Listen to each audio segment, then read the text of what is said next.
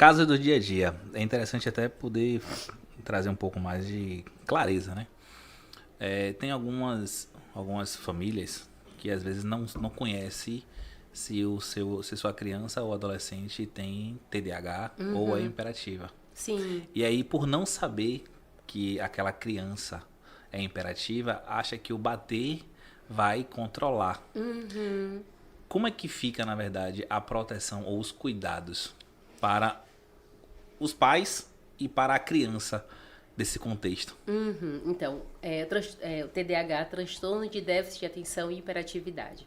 A gente está falando sobre funcionamento cerebral, né? Então, o córtex pré-frontal, que é esse aqui, que ele é responsável pelas funções executivas superiores, inclusive a capacidade de retenção, e pessoas que têm TDAH, isso apresentam a disfunção, ou seja, aquilo que era para funcionar de uma forma, não funciona. Então, são pessoas que elas não conseguem, não é por falta de vontade, elas não conseguem reter a atenção em um determinado estímulo. Estímulo que a gente fala é qualquer coisa que ela tenha que fazer. Então, ela não consegue reter a atenção. Mas não é por falta de interesse, ela não tem essa capacidade neurológica.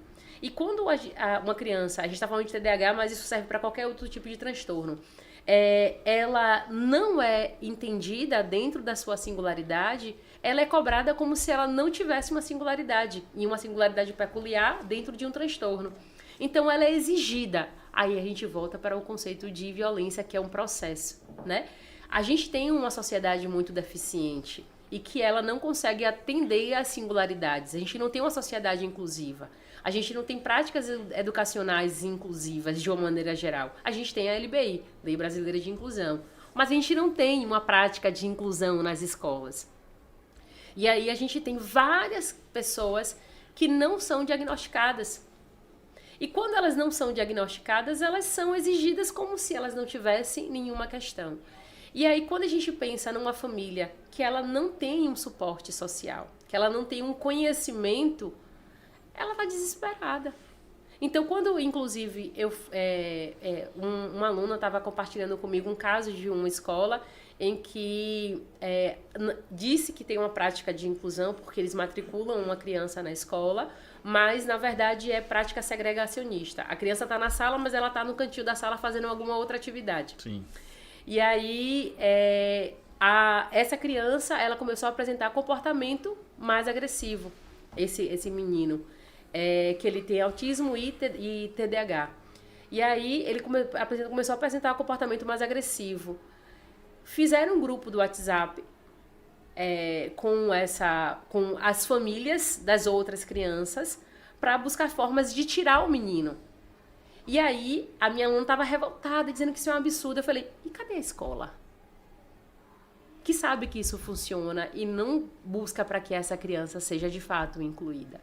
Então, o que a gente tem é pessoas desesperadas, porque eu não posso culpar essas famílias. Porque ninguém quer deixar o filho na escola para apanhar.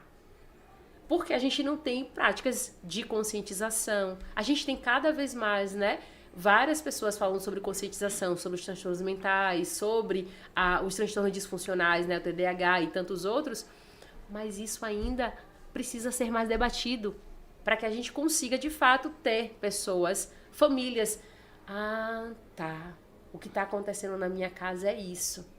Então, a gente precisa de uma política de saúde pública que consiga contemplar um atendimento psiquiátrico, um atendimento psicológico, um atendimento com neuropsicólogo, para que essa criança que tem o TDAH, ela consiga ser medicada, para ela ter uma capacidade funcional melhor, mas ela também consiga ser acompanhada, porque quando a gente fala de transtorno, a gente fala de sofrimento.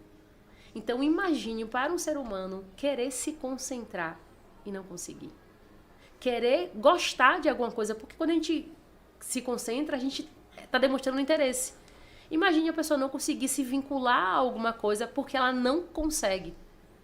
Isso são as pessoas que têm TDAH. Elas sofrem com aquilo. Elas não conseguem, elas se forçam. O cérebro dela não está funcionando como deveria funcionar. Então a gente precisa acolher essa família, né? A gente precisa acolher essa criança. E como é que a gente faz isso também? Passando informação. Então, minha gente, um pedido.